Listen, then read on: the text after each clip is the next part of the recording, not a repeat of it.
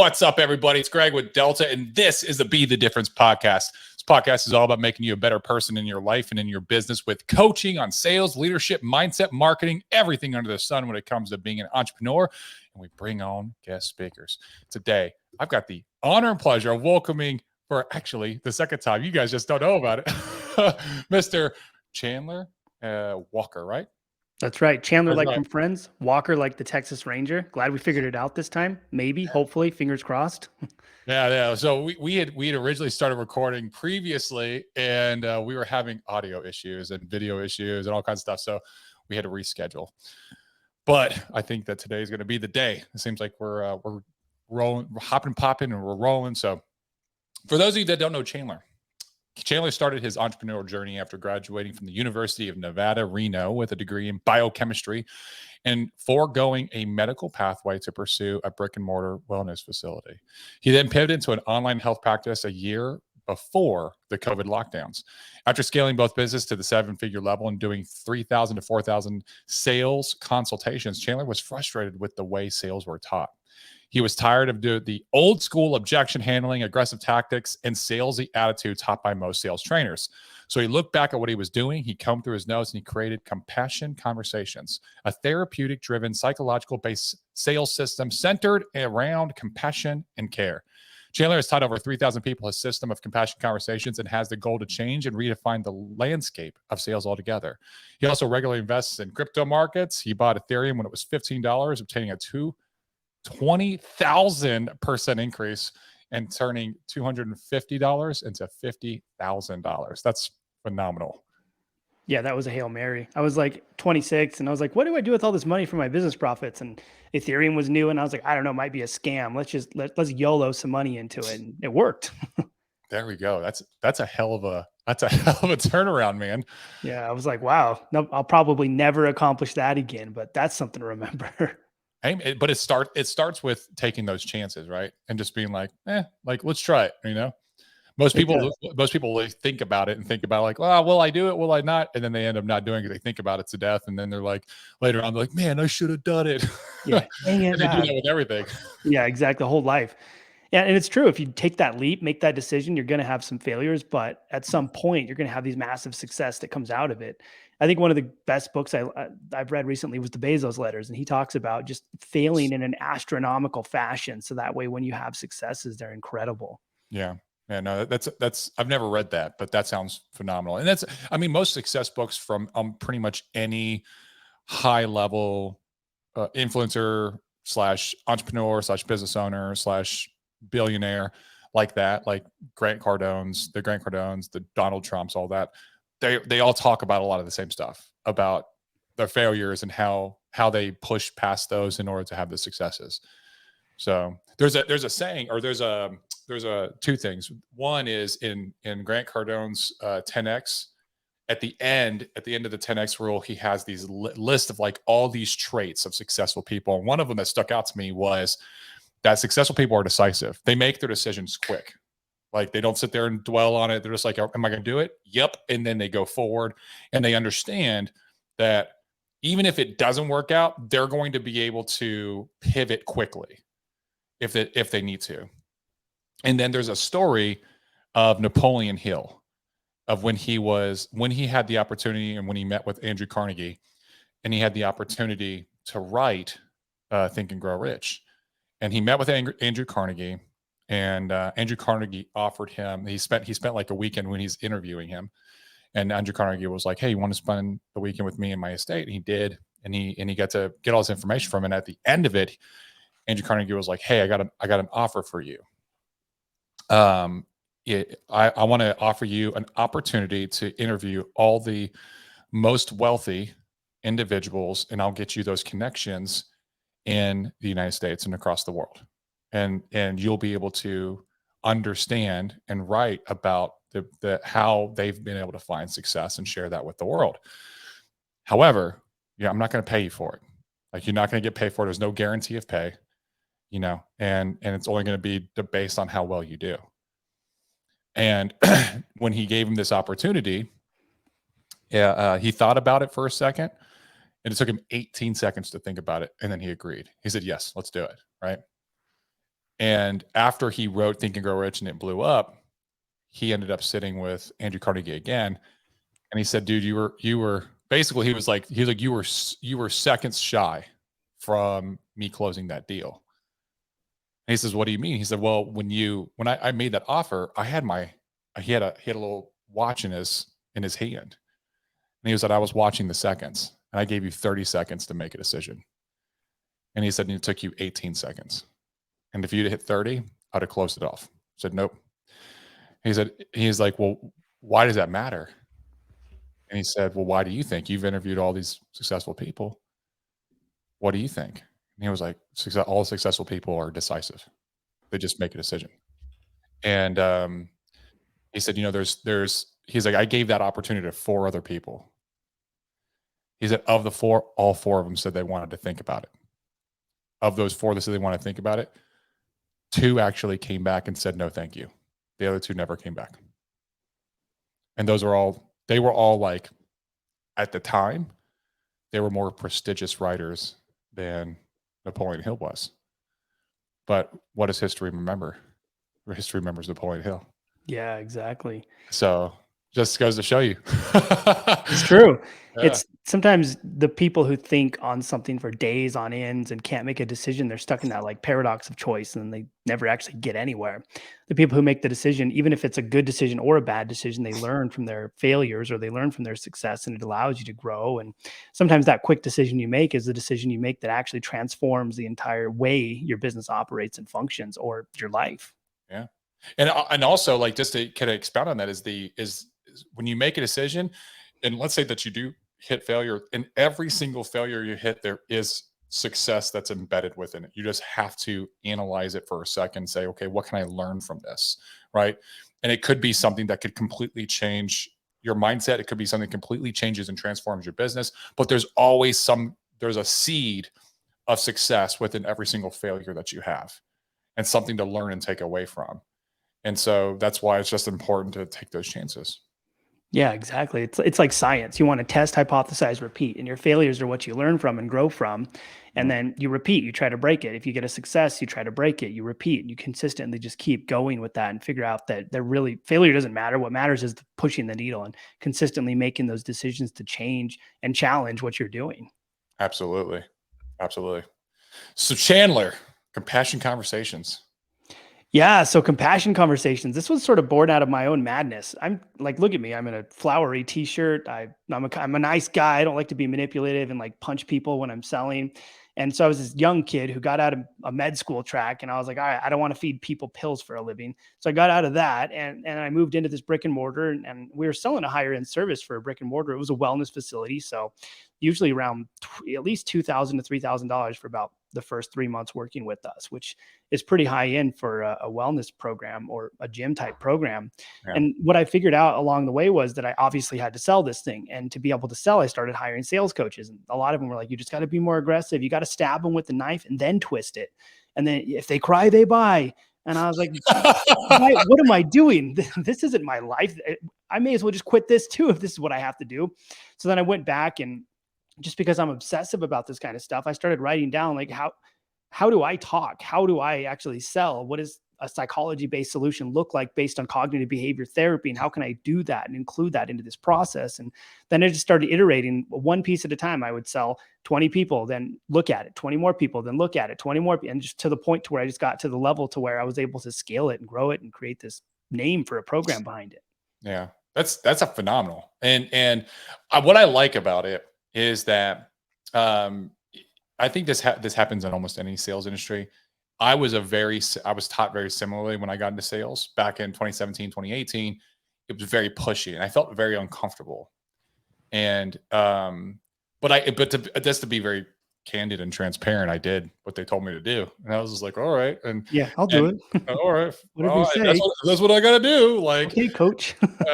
and so, I think it worked to my benefit in the sense that my size, because I'm 6'7", I'm a big dude. I'm kind of like, I'm gregarious. I'm just all over the place, and I'm really active and funny, and people like that personality. So it was easier for me to kind of be a little pushy, but be funny about it. Right. Yeah. And, When COVID happened, I went completely remote and I started doing everything over the phone and over FaceTime and Zoom. And I can't be that same like large presence on video or on the phone. It's Changes the real. game. It's changed everything, bro. And so initially, because we're selling life insurance, initially it was like shooting fish in a barrel, bro. Everyone was scared of dying. So everyone was like, I gotta get Give life me life, insurance right please. now. like this thing's gonna kill me. After about 6 months of that, people stopped caring about it and everything kind of went back to normal. And that's so I saw a spike in sales and I was like, this is gangbusters. This is awesome. Capitalized on it. And then I slowly started to see the decline. And I was doing my appointments the same way that I was doing them in the home. And so I was like, I need to change something. That's when I started reading and I started to change the way that I spoke to clients. And what I found was when I stopped trying to, there was a couple things I learned. First off was I stopped telling them about me. I used to have this whole presentation at the front end, and I'd be like, "Hey, here's who I am, and this is my license, and this is all my credentials." And I'd show them a picture of me, my kids, to like humanize me, and I would be like, "This is what we're gonna do. We're gonna talk about this, that, the other. This is a process." And like, I would try to prep them, like, "Hey, I'm gonna be like, this is a sales presentation, basically. I'm Like a gonna be, webinar. yeah, basically." And it takes like 5-10 minutes, and then I would go in and I'd start, doing my appointment. And so when I removed that, what I found was that people were more receptive to listening to me because I immediately jumped in, and then I also changed my conversations to be more of the Socratic method. It was just, let me learn about you. My job is to learn where you're at, where you want to be, and to see if I can even help you get to where you want to be. End state, right? So all I'm going to do is ask a bunch of questions. I'm going to get to know you real well and see where you're at. And if I can find something that makes sense for you, awesome. I'll be your advisor moving forward. You'll be stuck with me. If not, no worries. I might be able to refer you to somebody else. Is that fair? And they're like, yeah, that's fair. Perfect. Yeah, they're like, all right. Takes all the stress off the sale, right? And then I would just jump in and start asking question. And anything they said, I would dig in even further to be like, hey, what do you mean by this? And like, why, how does this feel? And I would really try to tap into the emotion just by asking questions all the way to the end, where by the time I got done with all the questions, they would be like, how do we take care of this? And it's Yeah, like, how do I get in? yeah, how do I do this? Okay, here you go. It's simple. And it completely changed my selling style, but I had to do it because I was forced out of like almost like a requirement due to the environment of me doing sales remotely and what was going on, in the company or the country at that time. Yeah, it completely changed the landscape of how almost everybody sells it. It was crazy how quickly it transformed because everybody had to go online and all of a sudden learn this new sort of modicum of selling in either on a Zoom call. And Zoom wasn't even popular in the beginning. It was like a straight up phone call. Yeah. And then I really like the book Socratic Selling is a great book. And there's a concept in cognitive behavior therapy, I think, where it's the concept of level 5 listening. And so the fifth level is the Socratic level, which is empathetic listening. So you step outside of your own ego. You're like, it's not about me. It's not about what I do. It's not about my bells and whistles. It's not about what I need to convince them to do. It's about me understanding where they're at from their viewpoint, from the way they grew up, their lifestyle, their mindset, their rights, their wrongs. Mine don't exist anymore. And once I can do that, I step into just a deeper level of meaning with that person, and they feel like I get them. They connect with me. They want to learn more. They just inherently want more because they feel like I get it and I care. And I'm not just here saying, well, guess what? I have these credentials and I'm awesome and we make money and all the things that nobody wants to hear that salesmen are often like, let me beat my chest a little bit so I can spread my ego and spread my ego's wings and fly. Yeah. No, absolutely. And I love that you're talking about the empathy, the empathetic listening. Because what I would do is I would ask questions, I would develop out their situation, and I would get all the information I could. Really, and all my questions started with what and how. They were all open ended. They weren't yes or no because I wanted them to actually discuss and speak with me and go deeper. And if they weren't going deep enough, I would keep asking more questions to just further kind of drive home the point. And what would happen is they would eventually open up. And people like talking about themselves. Everybody does. Like Oh yeah. all of us feel important. All of us want to talk about ourselves. And the more you ask questions and even try to relate and say, like, I would throw in little things like when they would say something. Let's say that they're like, you know, um, you know, let's say that for insurance that they have a mortgage protection. They're trying to get their mortgage protected, and the husband works, but the wife doesn't. And I'm like, hey, so what's the biggest thing that you're concerned with? And he's like, well, I just want to make sure that if anything happens to me, my wife gets taken care of. Then I would be like, hey, that makes a lot of sense. You're probably a lot like me. You probably want to make sure that not only is the mortgage taken care of, but also the kids have enough money to survive until they get out of the house and maybe even college paid for. So like, hey, if the worst thing were to happen, if I were to pass away tomorrow in a car accident, I know my family is 1000% taken care of.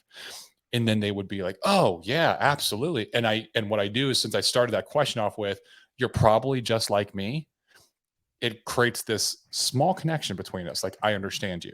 Like, I'm listening to you, I understand you. And it's a small piece of empathy, right? But then at the end, what I would do after I asked all these questions is I would say, hey, thank you for answering all those questions. I have a pretty good understanding of where you're at, what you're looking for, and how, what can probably help you.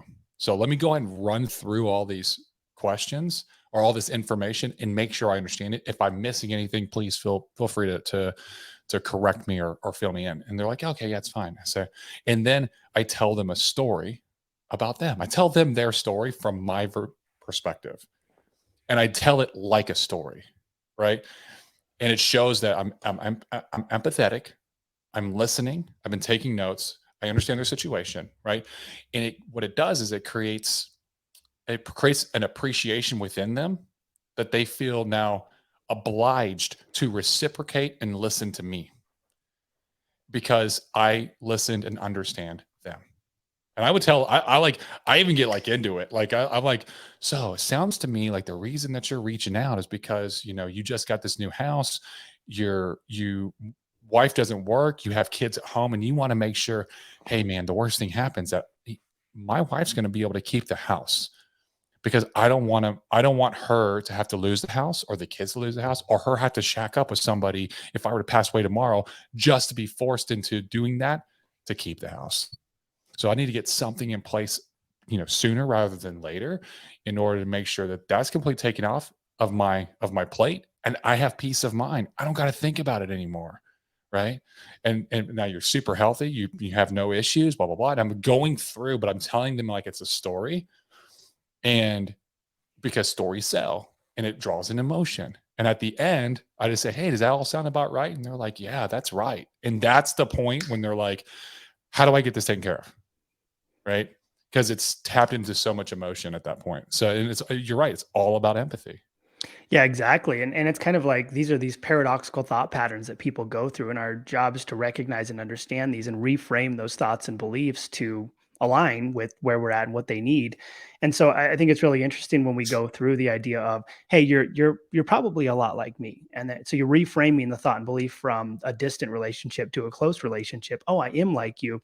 And then when you create that connection point with another person, it says, okay, they're like me. So that means I can probably trust them, which now reframes it away from a sales convo and into the know, like, and trust factor.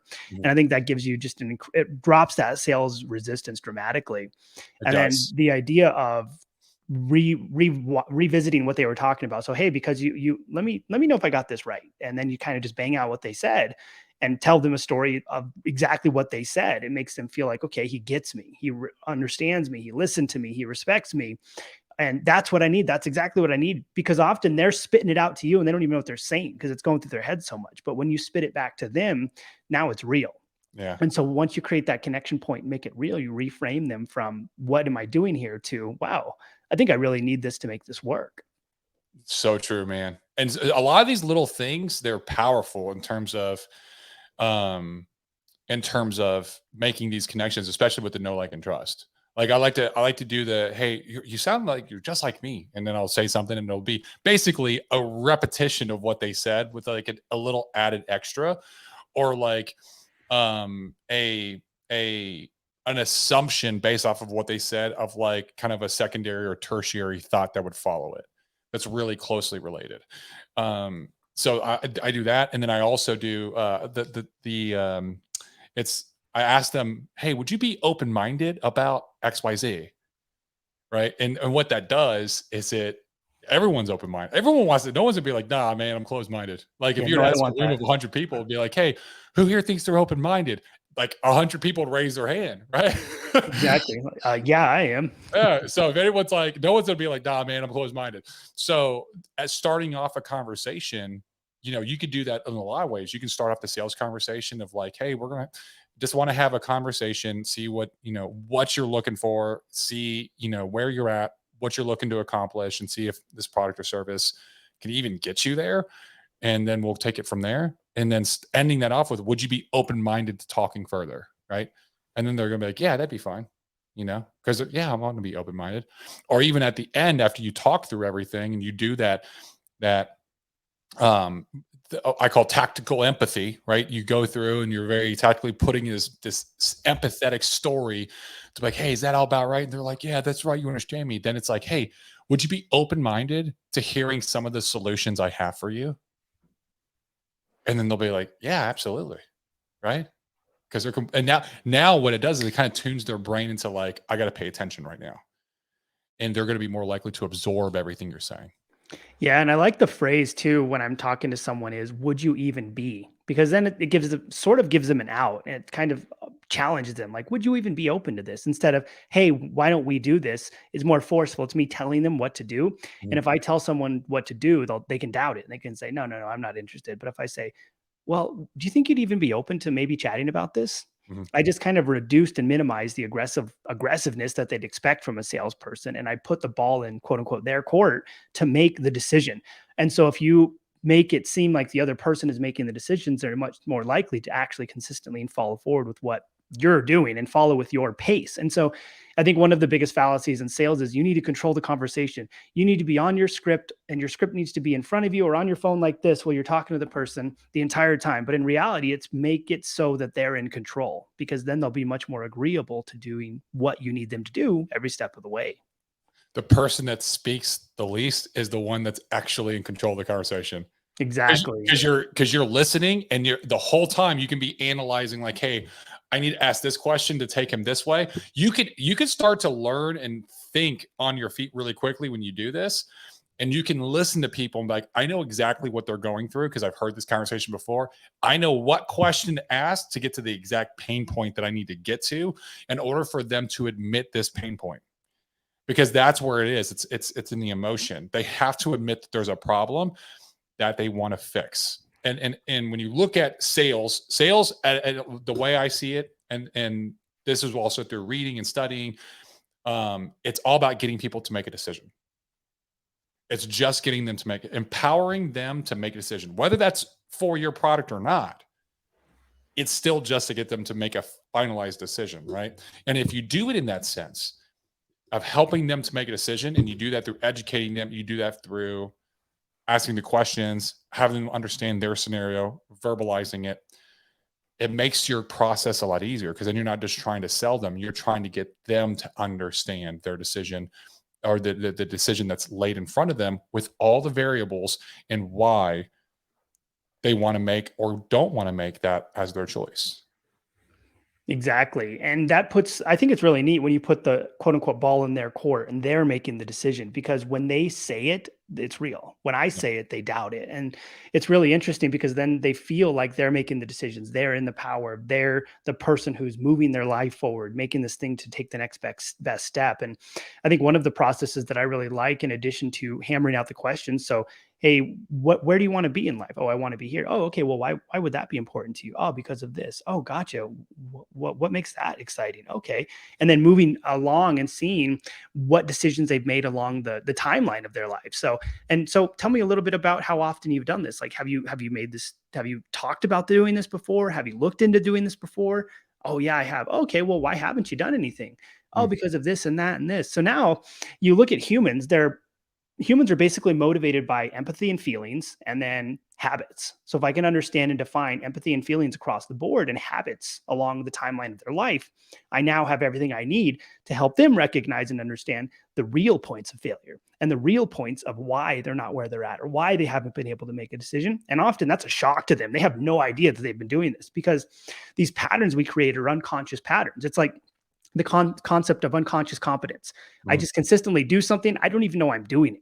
I'm not even aware that it's happening. But once someone else brings it to light and I see it, now I'm like, wow, I didn't know that I did that.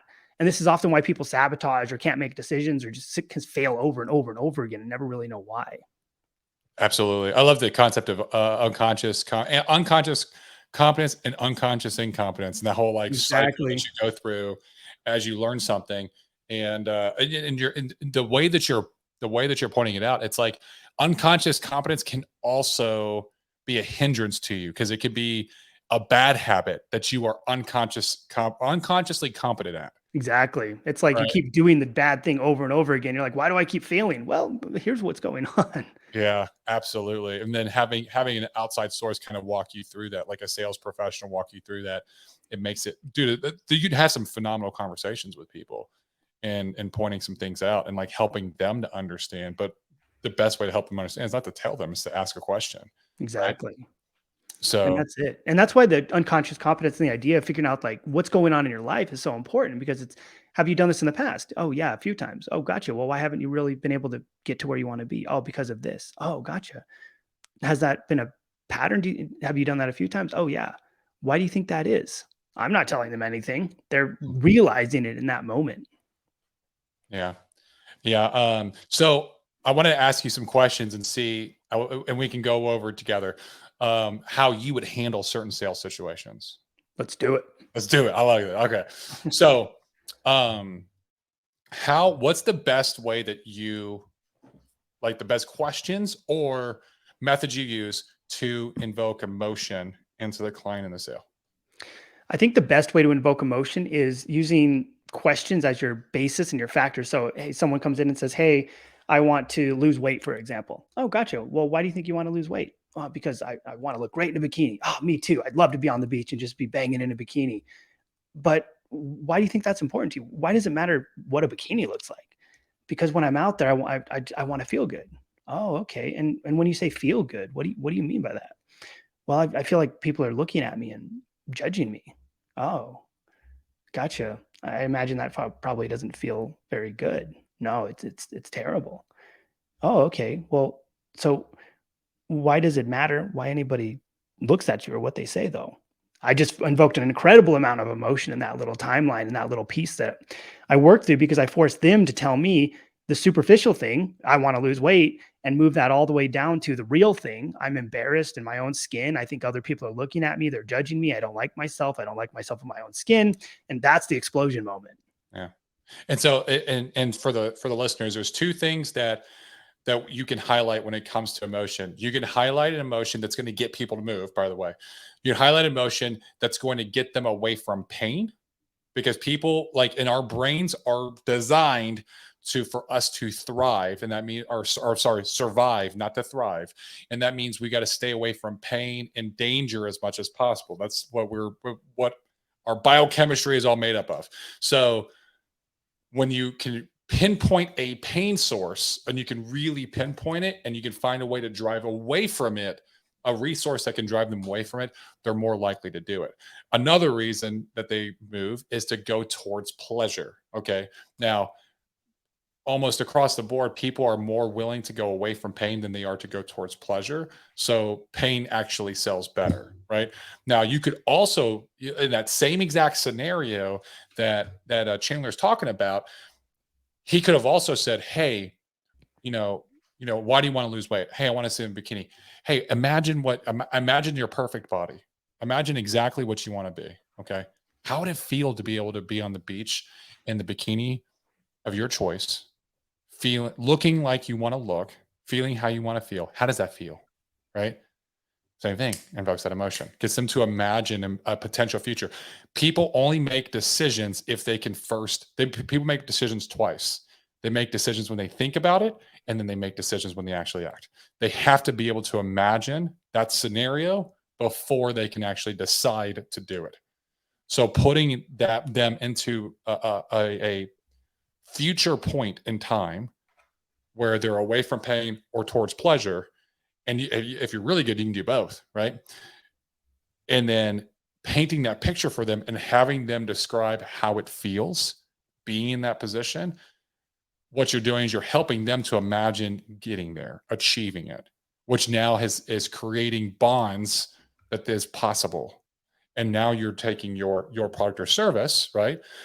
And you're linking it as the bridge that's going to take them there. This is the best possible option to get you there, right? So that's good. I like it. Yeah, it's good times. And you know what's an interesting thing to do in that scenario too is once you uncover that pain, you start asking, so what happens if you don't lose this weight? Yeah. What happens if you continue going to the beach and you feel judged and you don't really like where you're at? Where does that send you? That's Yeah. straight up into agony of pain. And then, okay, so well, what happens if you do solve it? So you go straight into the deep depths of pain and then come out into the depths of pleasure, and you've just experienced a roller coaster of emotions someone needs to make a buying decision. Absolutely. Absolutely.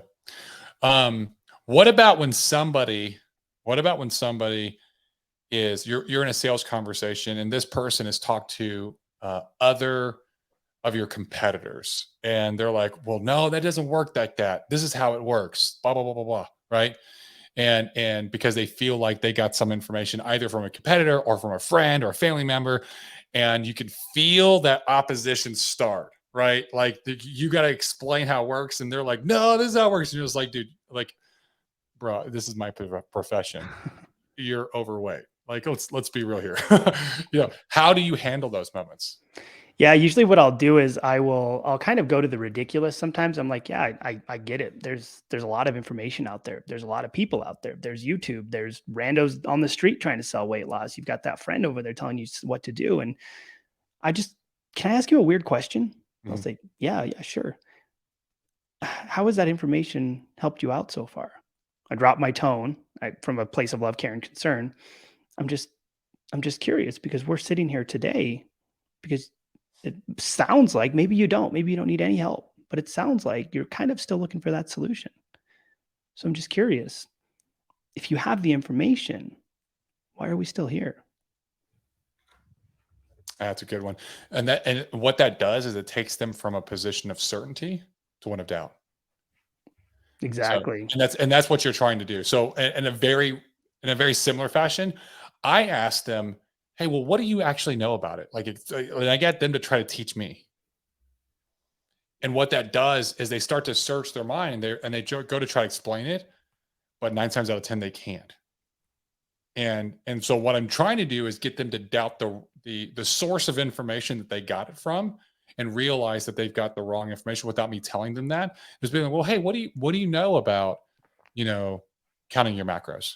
What do you know about calculating the correct macros for your body type? And then they're like, well, I think, and then they're not going to know, and they're gonna be like, well, Yeah, I guess exactly. I really don't. I guess I really don't know. And now I've taken them to a position of doubt. And when I get them to that position of doubt, that's when I can be like, well, hey, let me show you something. And I can teach them something right then and there. And I can be this genuine and authentic, but I can also provide value. So I like to show everybody everything, right? It's just like, dude, this is exactly like what I do, how I do it, blah, blah, blah. Like if you want to, you could go do it. You can take everything I'm telling you, you can go do it by yourself right now, and you'll get the same results, right? But you're not gonna, if you don't have somebody holding you accountable, you're not gonna execute it, right? So no, Exactly. It's that's perfect. money. That's perfect. I love it. How do you get referrals? How do I get referrals? So I just ask. Actually, I pay attention to the 100-day client journey. And then along the 100-day client journey, I pay attention to inflection points. And there's always inflection points of success and failure. And so when you see this inflection points of success, you install emails, you install coaching opportunities, you install text messages, stuff like that to get in front of people and ask for and encourage referrals to bounce off of the success. When Mm, you see the failure inflection points, that's when you install systems and strategies to get them on like coaching calls, to get them help, to get them support, install automation, whatever you need to do to remove that inflection point of failure. So you only see the inflection points of success, and then install the referral strategies to ride off of where the highs are. Okay. Okay. And then is there a specific method you use to like specifically ask to like make it to where they're more likely to give you somebody or to actually go and talk to that person and bring them? Yeah, so what I do is I appeal to the "you're just like me," or I don't want to give money to Mark Zuckerberg. So I'll say, "Hey, That's a good so one, actually. I yeah, like I'm like, Zuck sucks. He doesn't need any more money. I'd rather give it to you." So I usually tell people, I'm like, look, so you've done really well in the program. You're really happy. You're excited. We've had a good time. We're always jamming. I've seen the success you have. And I want to build what we do to people like you. I want to grow this thing to be a family. A family is a close knit group of people who have similar interests and are just like you and me. And to be honest, I'd rather have you give me someone than go out and find someone and pay Mark Zuckerberg. I'd rather give you a little bit of money for that instead of giving it to him. He has enough. He's an Android. He might eat the money. So I'd rather give it to you. that's good. I like that. I like that a lot, actually. Yeah, that's fun. That's Because people are like, yeah, fun. Zuck sucks. And then we both hate Zuck together. That's awesome. I usually so like if it depends on well, I mean, I do the same time. I do the same way, but the time frame depends. So like in my coaching, I wait until they've gone to a certain point, and there's usually they have little tiny breakthroughs, right? There's always little breakthroughs they have. Let's say they're a mental breakthrough, like a mental shift, or a physical change that they're starting to notice. Like they're like, man, these pants are way looser. I got to get new pants, right? And usually during that times, almost always, it's almost inevitable that they look at me and say, "Thank you so much. Like this is awesome. Like this is really changing me." And that thank you, what that really means is that that's an expression of gratitude, and it typically means that they feel that they owe you something. So this is the perfect time that I use to return their thank you with one question. It's just like, hey, you couldn't do me a small favor, could you? And I ask it this specific way because they're almost always certainly agreeable to it. Like if anyone were to ask you, someone that you know, someone that's helped you, like, hey, could you do me a quick favor? Like they're Oh, gonna be yeah, of like, course. everyone's gonna say yes, Yeah, right? I'm in. I'm in, yeah, no worries. And so then I have it broken down. So I say something specific and I say, you wouldn't happen to know. And I throw down, this is almost like throwing down a challenge, which makes them a very simple ask, but it makes them want to prove me wrong by saying it in the negative. You wouldn't happen to know just one person, right? And I do only one because it's very reasonable. There's only one person, someone who just like you, this helps them to narrow down the options, but and get the right avatar. But also, it's a subtle compliment. Would benefit from boom and emphasize that benefit or service, whether it's your coaching, losing weight, and you really want to emphasize the end state, not the product. So Exactly.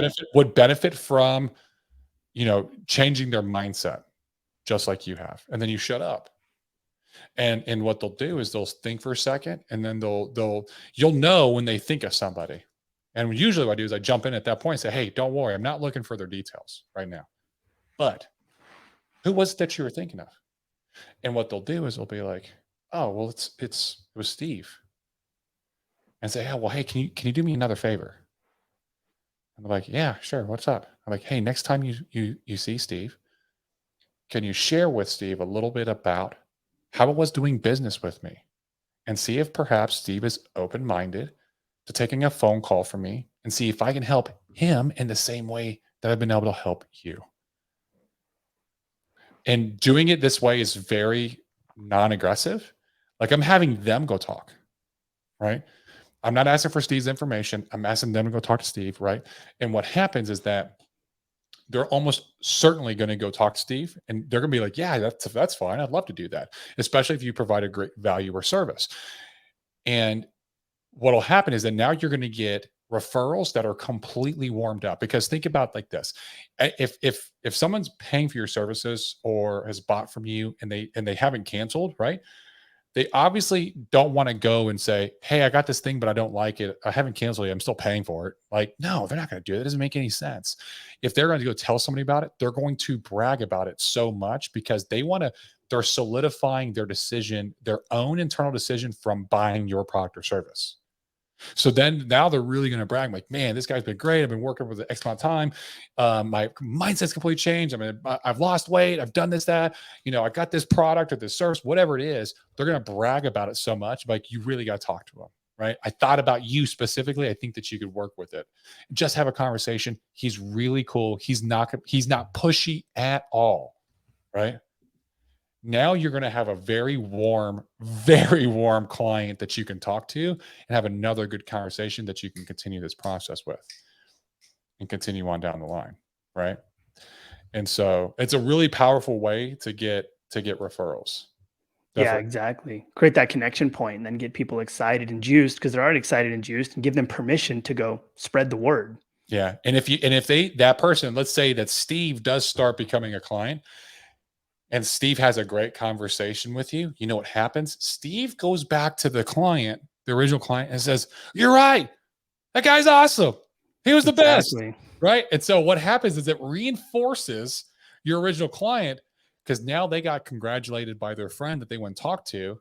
And now they're more likely to do more referrals because Exactly. they got that verbal acknowledgement and recognition for even recommending a service. Right. And now it's like, this is now an interesting service they can continue to recommend. This is how you go viral. This is how you can scale your business and get more sales while dropping your cost per acquisition. Exactly. And referral spread like wildflower. I always tell my team, if you can get one person, that one person is usually good for at least 3 referrals. And if those 3 are good for 3 more, you've got an exponential opportunity to create referrals in this market. It's like a Bitcoin chart without the downside. So your referrals are, I think it's one of the biggest and most incredibly untapped opportunities that people don't take advantage of in the business world. People always think about funnels and ads and all this other garbage that they need to do, but they don't even go in and tap into their referrals or tap into their network. And I think it's sometimes you can bolt on upwards of like 25, 30, 40% of revenue if you haven't done it at all by introducing a referral system. Absolutely. You really can. And you can almost get referrals. I mean, there's a lot of ways you can get referrals. It doesn't even have to be in that conversation, but if you like, for instance, with my coaching, I will post about my clients that are in my program that are having success, that are like show transformation pictures, stuff like that. But their friends will see it, and then their friends will go to them and say, "Dude, what's this?" And they'll be like, "Oh yeah, I should have told you about it. It's been awesome." Blah blah blah. They're like, "Oh man, I need that." And like, "Oh, hey, here's his phone number. Just go call him. He's awesome. Like he'll have a good conversation with you. Do a joint text message between them. That can happen too. So just by doing organic outreach. And really like small things go a long way, especially as a coach. You paying attention to their social media and giving them attaboys or like congratulating them, that kind of stuff, that goes a long way with people. Yeah, that's huge. I make a list on Facebook of clients and Instagram so that way I can follow them. I star them, put them in little close friends lists, and then just go through and like and comment and pay attention to their stuff, give them shout outs when they do well. And it builds this like family culture. So then they see it, they share it, they rave about it, and you build this really neat flywheel. Absolutely. Absolutely. Well, this has been great, Chandler, having this conversation with you, this sales conversation. If anybody is wants to learn more about your compassion conversations or how you do your coaching, your teaching, your training, or just follow you for content, what's the best place for them to follow you? Yeah, best place is probably Instagram, which is where I'm the most active. So you can go to Instagram.com/Chandler_SAF. You'll see me. I'm in a jujitsu gi and I have my little daughter and we're doing hang loose. So you can't miss me. And it's a wall of informational and helpful videos. And there's stuff in my lifestyle and thoughts and beliefs and philosophies and all that. And if you're really interested in learning more about compassion conversations, just DM me the word compassion conversations and I'll send you over a video. That's the simple 3-step strategy to sell without manipulation, aggressive tactics, or feeling salesy. I love it. I love it. That's fantastic. Thank you so much for jumping on the podcast. And the last question that I have for all of my guest hosts is, you have the opportunity to sit with 3 individuals, learn from, have a conversation with, break bread with any 3 individuals in history, alive or deceased. Who are they and why? Yeah, that's a good question. So first one is my grandfather. He passed away a long time ago, but he was the person who really taught me the idea of the culture of care, to step into other people's brains, to be empathetic with people. He was this guy who we lived in a small town growing up and everybody knew who he was, but nobody had anything bad to say about him. It was the most incredible thing I've ever seen. So wherever he went, hey, Sally, I remember when I was a kid, we got in trouble for riding our skateboards on public property and the police took our skateboards. He got us all in his truck in the back where we shouldn't have been riding, walked in the police station, took all the skateboards and left. And they were like, well, I guess we can't do anything. It's him. So, I've never seen anything like who can walk in a police station and just take things. So I was like, So yeah, that's he actually incredible. runs the town. He's the unspoken mayor. He was the boss. I love it. So that was incredible, but he did it just being so compassionate and caring for people. So when he did need something, he did it and nobody questioned it. It was incredible. So if I could go back being in my adult life, I didn't get to really experience life with him as an adult. It was mostly as a young kid and I didn't really respect it at that time. So going back, I would really take the opportunity to ask to just be with him more, to understand how he does these things, to go on little ride-alongs with him and see what he does and just explore how he became the quote unquote king of the town we lived in. Yeah, I love that. I love that. And who are the other two? So the other one that I would probably look at is my other grandfather, and he also passed away, but he was one of the best sales people I've ever seen. He had the gift of gab. He was always communicating, always talking, asking me questions. And I was a kid, so I didn't care. Stop asking me questions. But when I would talk to him, it would just be like, what do you think about this? What do you think about that? He would be Socratically selling me on stuff before it was even like a thing back in the day or popular, people were aware of it. And so going back to look at the idea of taking the one side of the family of the compassion and care and the other side of the gift of gab and questioning and It's in really your DNA, recognizing bro. it was there. See, I was born with it. Yeah, I love it. That's awesome. And then the last one? So the last one I would probably look at, if I could go back in history, would be to have a conversation with like Socrates or Plato, just because they Oh, were the birth of the idea of communication, the idea of selling, the idea of questioning, the concept of not taking any sort of idea as the answer or the truth, and always recognizing and understanding there's something deeper and there's something deeper to dig for. And just to be able to sit in on that and recognize that I could ask questions and communicate with them and figure out where this whole idea was birthed from would be incredible. yeah, that's fantastic. I like the Socrates answer. I don't really get that one very often. So those are all three great answers. I love it. And so for those of you watching, thank you so much for taking part in the Be the Difference podcast. If you're listening or watching, then do us a favor. If you watched now, obviously you got value. And if you got value, then what we ask is that you go ahead and share this content. Share it with somebody else that can also get value from it. Share it with somebody else that can learn how to improve their sales processes, or maybe can reach out to Chandler to learn more about compassionate conversations and transform their way that they are working with their clients. It means the world to both Chandler and I for you to share this content. It only takes you 60 seconds to like, review, subscribe, or share. So hit us up if you're going to do a review. Definitely hit us up on the iTunes platform. Give me a 5-star if you like this content. If not, just ignore it. Thank you very much. This has been the Be the Difference podcast. I'm your host, Greg Birch. Until next time, we'll see you.